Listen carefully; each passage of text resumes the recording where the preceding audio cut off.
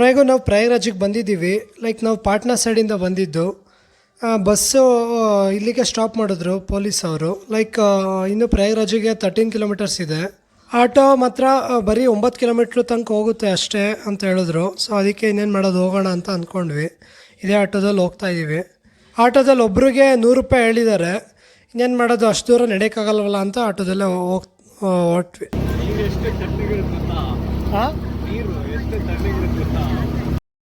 ಜೈ Hanuman road ನೋಡ್ಬೋದು ನೀವು, full ಖಾಲಿ ಹೊಡಿತಿದೆ. ರೀಲ್ಸಲ್ಲೆಲ್ಲ ತೋರಿಸ್ತಿದ್ದಾರೆ ಫುಲ್ ಟ್ರಾಫಿಕ್ ಅಂತ.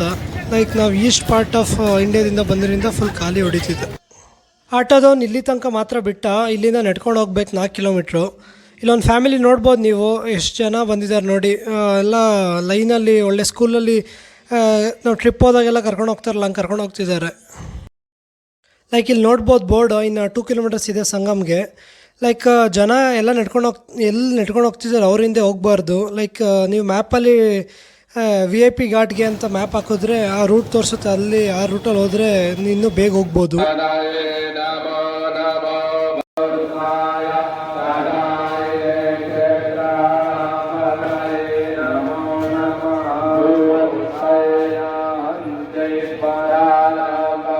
ಲೈಕ್ ಅವಾಗಲೇ ನಾನು ಹೇಳ್ದಂಗೆ East part of India like Bihar, Jharkhand ಆ ಸೈಡಿ, ಕೋಲ್ಕತ್ತಾ ಆ ಸೈಡಿಂದ ಬಂದರೆ ಲೈಕ್ ಟ್ರಾಫಿಕ್ ಕಮ್ಮಿ ಅಂತ ಅಂದಿದ್ದು. ಅಕಸ್ಮಾತ್ ನಾವು ಬೆಂಗಳೂರು, ಮುಂಬೈ, ಮಹಾರಾಷ್ಟ್ರ ಅಂದರೆ ಸೌತಿಂದ ನಾವು ಅಕಸ್ಮಾತ್ ಬಂದಾಗಲೇ ಟ್ರಾಫಿಕ್ ಜಾಸ್ತಿ. ಅದರಿಂದನೇ ಲೈಕ್ ರೀಲ್ಸಲ್ಲೆಲ್ಲ ನೋಡ್ಬೋದು ನೀವು, 20-30 ಕಿಲೋಮೀಟರ್ಸ್ ಟ್ರಾಫಿಕ್ ಆಗಿದೆ, ಫುಲ್ ಜನ ಬರೋಕ್ಕೆ ಹೋಗಬೇಡಿ, ರೆಡ್ ಝೋನು ಅಂಥರ ಎಲ್ಲ ಹೇಳ್ತಿದ್ದಾರೆ. ಲೈಕ್ ಈ ಸೈಡಿಂದ ಬಂದಿದ್ದರಿಂದ ನಮಗೆ ಟ್ರಾಫಿಕ್ ಕಮ್ಮಿ ಆಗಿದೆ. ಲೈಕ್ ಇನ್ನೊಂದು ಏನಂದರೆ, ಲಗೇಜ್ನ ಕಮ್ಮಿ ಕ್ಯಾರಿ ಮಾಡೋಕ್ಕೆ ಟ್ರೈ ಮಾಡಿ, ಯಾಕೆಂದರೆ ನೀವು ತುಂಬ ನಡಿಬೇಕು. ಅದು ಇಟ್ಕೊಂಡು ನಡೆಯೋಕ್ಕೆ ತುಂಬ ಹಿಂಸೆ ಆಗುತ್ತೆ. ಲೈಕ್ ತುಂಬ ಎಷ್ಟು ಕಿಲೋಮೀಟ್ರ್ ನಡಿಬೇಕಾಗುತ್ತೆ ಹೇಳೋಕ್ಕಾಗಲ್ಲ, ಅದು ಡಿಪೆಂಡ್ಸ್ ಆಗುತ್ತೆ. ಅದಕ್ಕೆ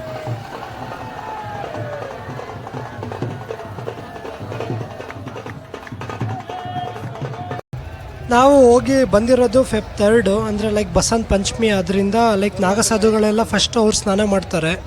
ಸ್ನಾನ ಆದಮೇಲೆ ಬೇರೆಯವ್ರಿಗೆ, ಕಾಮನ್ ಪೀಪಲ್ಸ್ಗೆ ಅಲೋ ಮಾಡೋದು. ಸೊ ಅವ್ರು ಸ್ನಾನ ಮಾಡ್ಕೊಂಡು ಬರ್ತಾ ಇದ್ದಾರೆ, ಇಲ್ಲಿ ನೋಡ್ಬೋದು.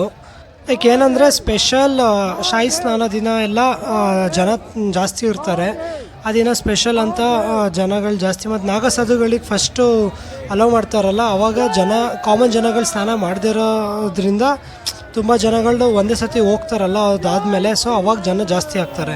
ಸೊ ಅದೊಂದು ಪ್ರಾಬ್ಲಮ್ ಬಿಟ್ಟರೆ ಇನ್ನೇನಿಲ್ಲ. ಲೈಕ್ ಕಾಮನ್ ಅದಿಲ್ಲ ಅಂದರೆ ನಾರ್ಮಲ್ ಡೇಸಲ್ಲೆಲ್ಲ ಬಂದರೆ ಆರಾಮಾಗಿ ನೀವು ಸ್ನಾನ ಮಾಡ್ಕೊಂಡು ಆರಾಮಾಗಿ ಹೋಗ್ಬೋದು, ಅದೇನು ತೊಂದರೆ ಆಗೋಲ್ಲ.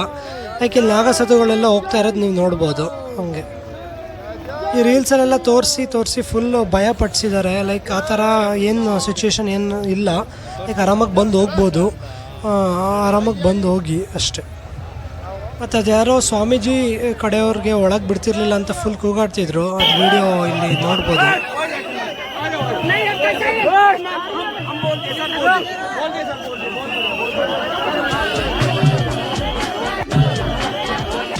ಲೈಕ್ ಇದೆಲ್ಲ ಏನಂದರೆ once in life time experience ಥರ, ಅದನ್ನು ಎಕ್ಸ್ಪೀರಿಯನ್ಸ್ ಮಾಡೋಕ್ಕೆ ಬರಲೇಬೇಕು. ಸೊ ಆದಷ್ಟು ಟ್ರೈ ಮಾಡಿ ಬರೋಕ್ಕೆ.